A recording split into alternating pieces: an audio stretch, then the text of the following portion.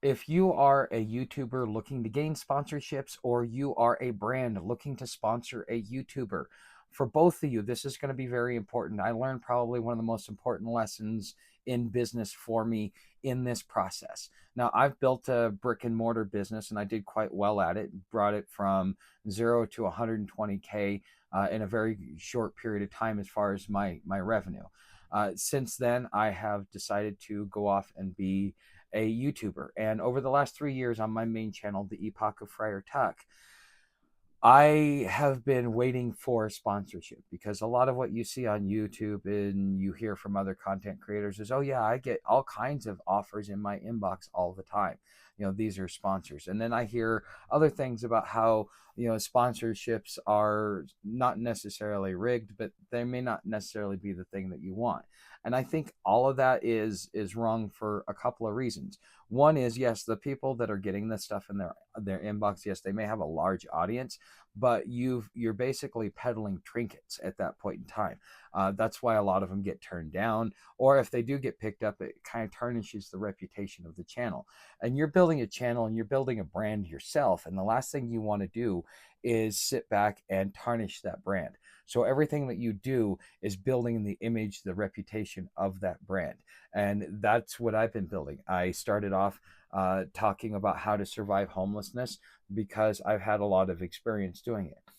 I am, now that I have used YouTube to be able to get me a piece of land, I am now able to morph into the next chapter of my life, which is being a digital homesteader. And that's why over here I teach you about business and how to be a better business owner, regardless of what you're doing. And if you're a home service business, sponsoring a YouTube channel is important and probably in your interest, but you've got to make sure that you're picking the right one.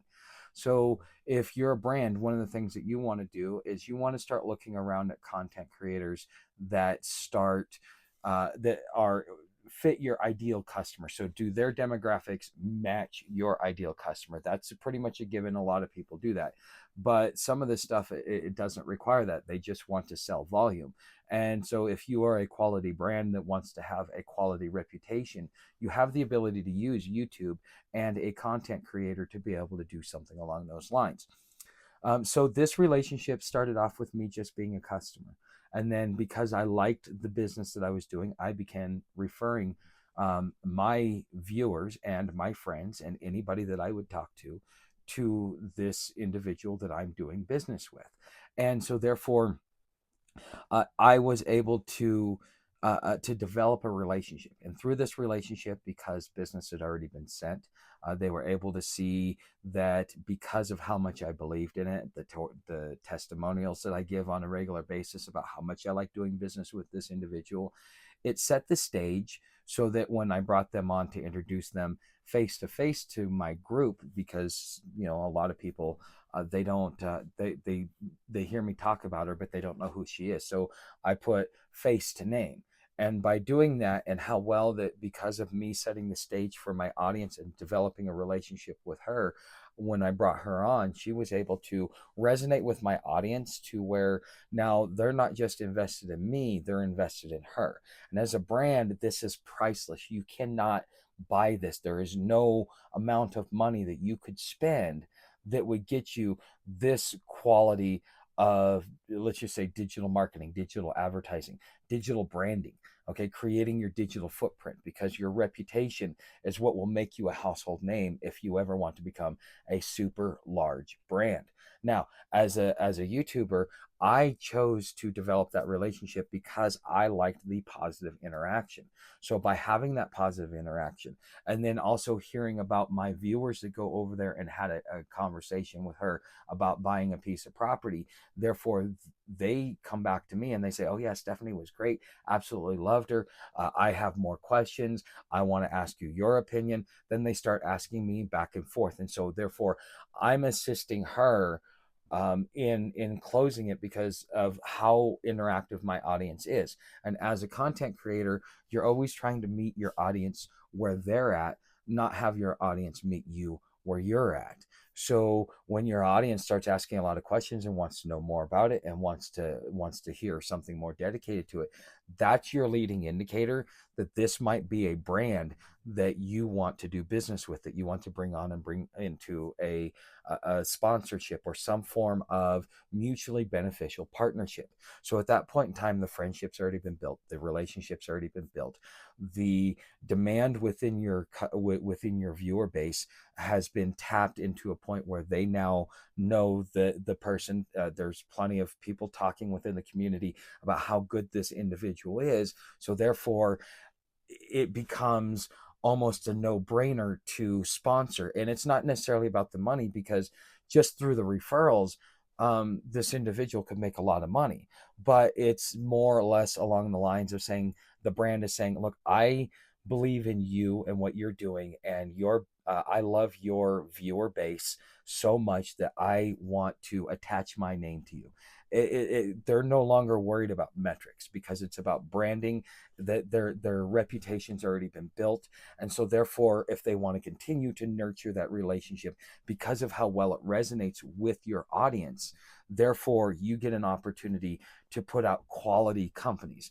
And the companies that will survive in the future, especially those that use social media and those who are content creators that do social media properly, will over time get out a lot of those really bad companies, because we're so oversaturated to begin with.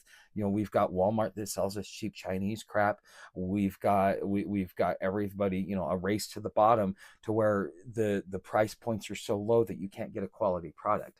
And people really are craving quality products and quality interactions from a, whether it be a content creator or a brand that they know, like, and trust. And so that is, as a content creator, your job is not to get monetized on YouTube. Your job is to build a strong relationship with your viewers, so that as time goes along, you find out what their needs are. What is it that they're looking for? I'm doing digital homesteading, so a lot of my audience wants to homestead. So buying a piece of land is very important to them. So therefore, that is a natural interest for them. And because I have somebody that can do owner finance, which lowers the barriers for them to get into a homestead, so that they can realize their dream earlier. Now all of a sudden, the viewer, the business, and the content creator are all in a mutually beneficial organization, because I believe in the product, and I'm bringing you, the viewer, to that product. And because of the high quality relationship I have with that brand, I know that they're going to take care of that viewer, so that when they mention my name, they're going, okay, yes, I know the clientele here. I know how to approach these people, and how to deal with them.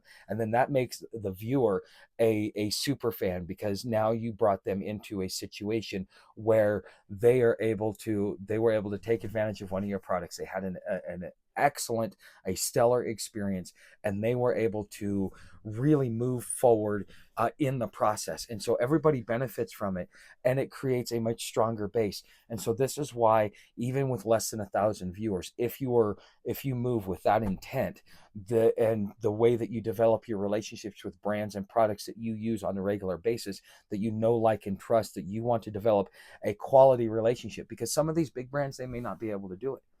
Let them go. Let the bottom feeders go for that. You were searching for quality, and it stops being about price, and it starts being about what it is that you're bringing to your viewer, that is benefiting your viewer, that therefore benefits you and another individual, because of your shared partnership, your shared vision, and your shared interactions. And this is extremely important if you are going to be a content creator, or if you're a brand and you're looking to start your own or sponsor a YouTuber.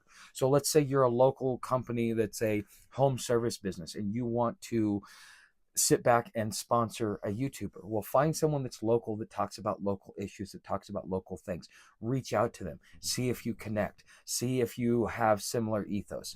I'm not saying go out and have a beer with them, but what I'm saying is, my relationship with my first sponsor started with them becoming a member of my community. And because they became a member of my community, I took notice of them. And that therefore created a stronger bond, because of them becoming involved in my community. they understood the values, the needs, and the come from of my community. So therefore, it just, again, it starts the ball rolling.